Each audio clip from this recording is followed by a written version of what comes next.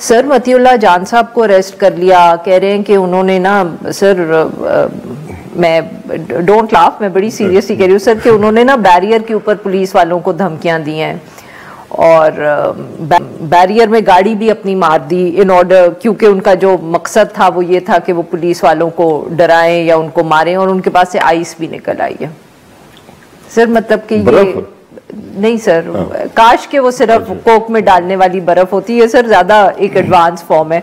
आप I think you are the wrong generation so you don't know which ice I am talking about, है ना? ये आपकी generation का तोहफा है। नहीं सर, ये मेरा भी नहीं। आई थिंक आपके बच्चे, आप अगर घर जाके अपने बच्चों से पूछेंगे ना तो वो शायद आपको समझा सकेंगे। I am also bit too old for it, but it's you know it's there in the city now. And Matiullah Jan sahab at his age वो लेके फिर रहे थे और फिर उन्होंने सोचा कि गाड़ी में रखी हुई है इसलिए मैं पुलिस वालों को भी जरा डरा धमका दूं ताकि वो मुझे रोके और वो उसको ढूंढ भी लें।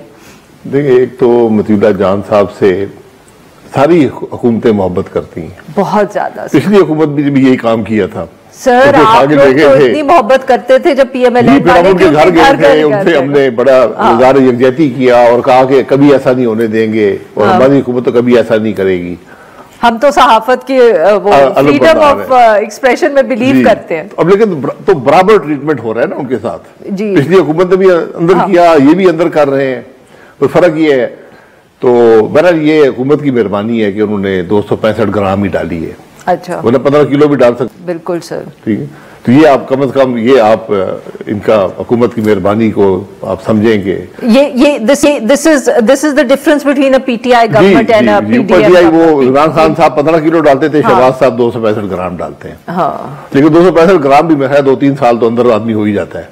वो सर शायद मकसद भी है, उसमें तो सजाए मौत होती है। हाँ तो नहीं सर, बट राणा साहब के केस में वही यू नो, अगर हम पीएमएलएन वालों से उन दिनों में पूछते तो आप लोग कहते कि ये बिल्कुल ये हुकूमत ने किया है और हुकूमत बहुत बुरी है।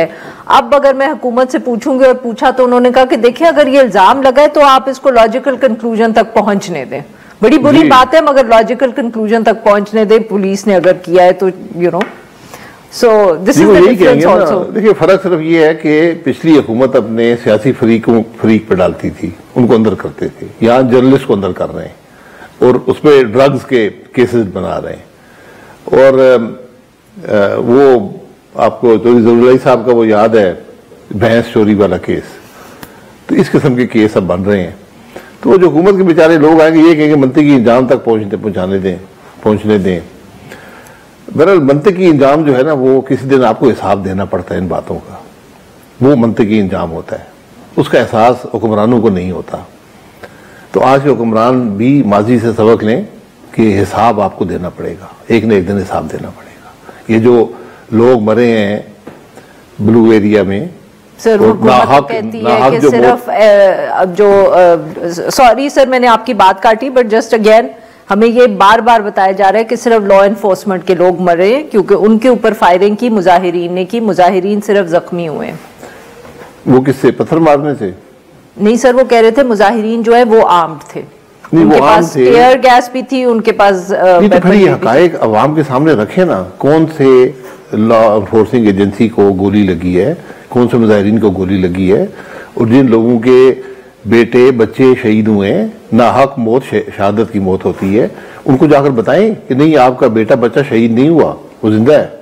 सर आपके ख्याल मैं 2 मेरे हल्के के हैं, एक मैं जानता हूँ मर्दान में, 3 आदमी मैं जानता हूँ। 2 आपके हल्के के सर मुजाहिरीन? जी, वो इत्तेजाज के लिए आए हुए थे? एहतजाज में आए हुए थे। उनको गोली लगी है, दोनों को गोली लगी है। उनकी जनाजे हुए कल। उनकी बॉडीज सर मिल गई फैमिली? जी, उनके जनाजे हुए कल, मर्दान में जनाजा हुआ है।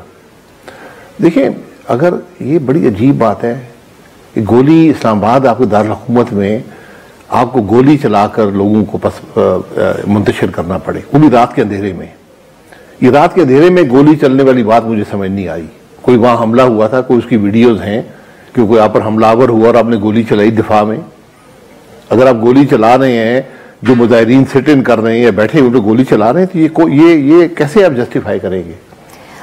सर अगर दिन में गोली चलती तो मैं समझ जाती कि चले वो मुजाहिदीन आ गए, आप पे हमलावर हो गए, कंटेनर पे चढ़ गए, आपने गोली मार के राख कर दी, चलें, वो बात भी काबिल कबूल नहीं है, लेकिन चलें आदमी समझ सकता है।